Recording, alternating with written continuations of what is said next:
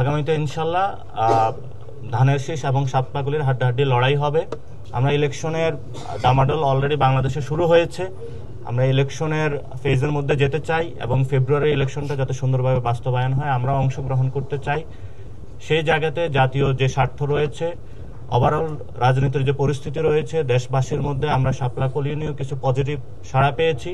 আগামীতে ইনশাল্লাহ ধানের শীষ এবং সাতপাগুলির হাড্ডাহাড্ডি লড়াই হবে এবং সেখানে আপনারা দেখেছেন যে ধানের শীষ এবং কলি দুইটার মধ্যে ইনশাল্লাহ হাড্ডাহাড্ডি লড়াই হবে এবং বাংলাদেশকে যে বহুদলীয় গণতন্ত্র থেকে বের করে যেটা ৭২ সালে পরে হয়েছিল, বাকশাল কায়েম করা হয়েছিল, বর্তমানে বহুদলীয় গণতন্ত্রের বিপরীতে গিয়ে বাংলাদেশে একটি দল একদলীয় গণতন্ত্রের নামে একদলীয় শাসন ব্যবস্থা করার প্রচেষ্টা চালাচ্ছে এবং সেই প্রচেষ্টার অংশ হিসেবে তারা ইতিমধ্যে বিভিন্ন দলকে নিজেদের প্রতীক বিক্রি করার জন্য, নমিনেশন বাণিজ্য করার জন্য তারা ইলেকশন কমিশন সংস্কারের নীতিমালা নিয়ে যে উদ্যোগটা নিয়েছে সেই উদ্যোগের বিপরীতে গিয়ে সরকারের সাথে বিভিন্ন নেগোসিয়েশন, বোঝাপড়ার আন্ডারস্ট্যান্ডিং এর ভিত্তিতে যাচ্ছে।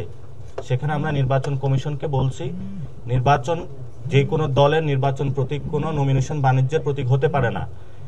কেউ টাকা পয়সা দিয়ে বিভিন্ন দল নিজেদের পকেটস্থ করার জন্য এই ধরনের বাংলাদেশে গণতন্ত্র বিরোধী কাজকর্ম থেকে সরে আসার জন্য যে সংস্কারের একটা কার্যক্রম এসেছে, এটাতে স্ট্রিক্ট থাকার জন্য আমরা নির্বাচন কমিশনকে আহ্বান জানিয়েছি।